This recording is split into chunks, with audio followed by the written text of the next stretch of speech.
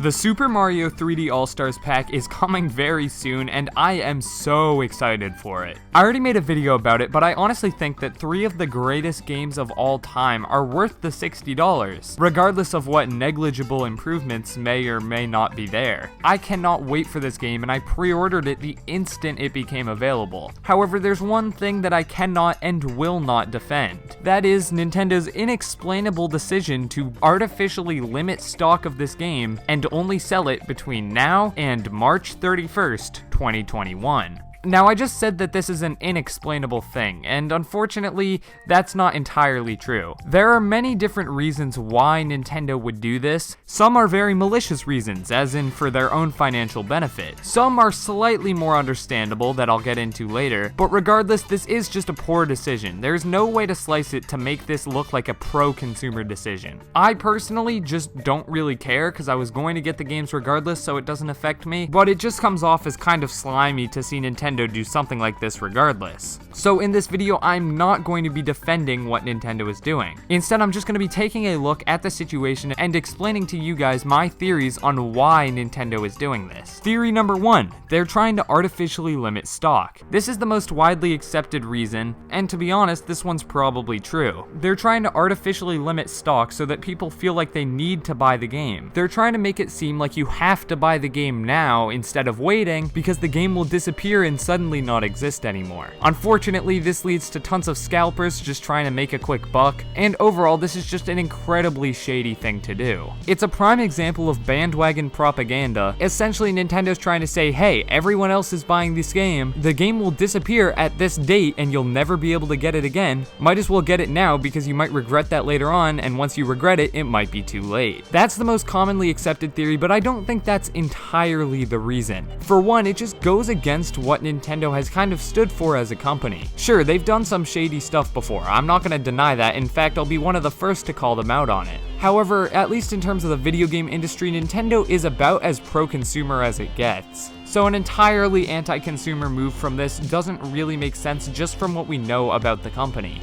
That's why I think it's both trying to artificially limit stock and one of these next 2 options. I think Nintendo has plans for these games in the future and doesn't want the 3D All-Stars collection to interfere with those plans. For example, Super Mario 64 is probably the biggest N64 title that people instinctively think of when they think of that console. Nintendo is probably going to do N64 Online one day. Obviously not this year, maybe not next year, maybe next year's Game Boy, but eventually N64 Online is probably coming to the Nintendo Switch Online service. Nintendo probably just doesn't want to be selling Super Mario 64 as a part of a collection, but also be providing it on Nintendo Switch Online. I mean, to be fair, that sends a really mixed message to consumers and doesn't really make sense. On top of that, what if Nintendo eventually decides to put on GameCube and Wii games to the Virtual Console? I don't think we'll ever get a GameCube subscription-based service, although that would be freaking sweet, but I would not be surprised at all if Nintendo eventually put maybe 10 of the best-selling GameCube and Wii games on the eShop. That would explain why they don't want to sell these games permanently. It would eventually conflict with future business models, so they just wanted to make it a limited time thing to celebrate the Mario celebration. My last reason as to why they would do this is that Nintendo is trying to create some sort of Disney vault. After March 31st, Disney will stop selling this timeless classic. Game will be available for a limited time until the end of March 2021.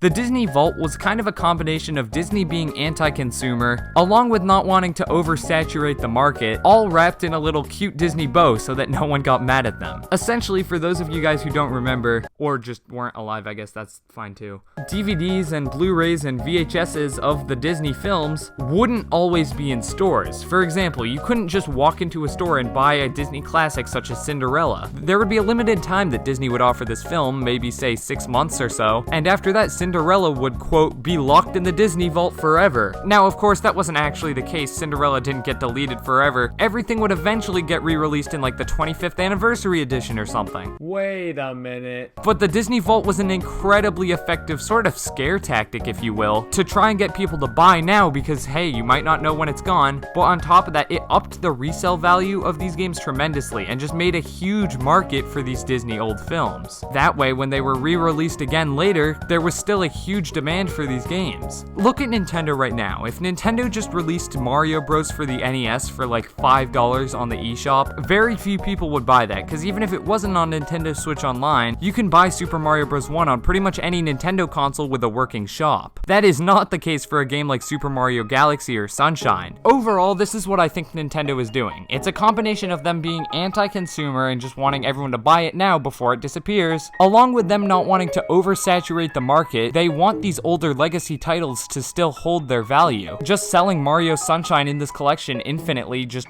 depletes the value of that game, because literally anyone can get it. On top of that, I think this might end up conflicting with their future plans, so they just don't want to be selling N64 games on their own, because that would send mixed messages if they ever eventually do Nintendo Switch Online. Once again, this is not me trying to justify Nintendo doing this. I still think this is incredibly anti-consumer, and that's never a good thing, but hopefully it makes sense as to why they're doing this limited run. Once again, I still think the game is entirely worth it in terms of price, because you still get to play the game after the limited run is over. Like, if you buy it, it's yours forever. It's just you can't buy it afterwards. With that out of the way, let me know down in the comments below how you think about this limited run. Also, let me know if you agree with any of my reasons. If you made it this far, hit the subscribe button and maybe turn the notification bell on, I guess. I think that's supposed to help, and we're trying to hit 100,000 subscribers before the end of the year, so if you want to help us out on our journey, obviously subscribing is the best and pretty much only way. Like the video if you did enjoy, join our Discord and follow our Twitters, links in the description, and with that out of the way, I'm Thomas from the Switch Stop, signing off. Peace.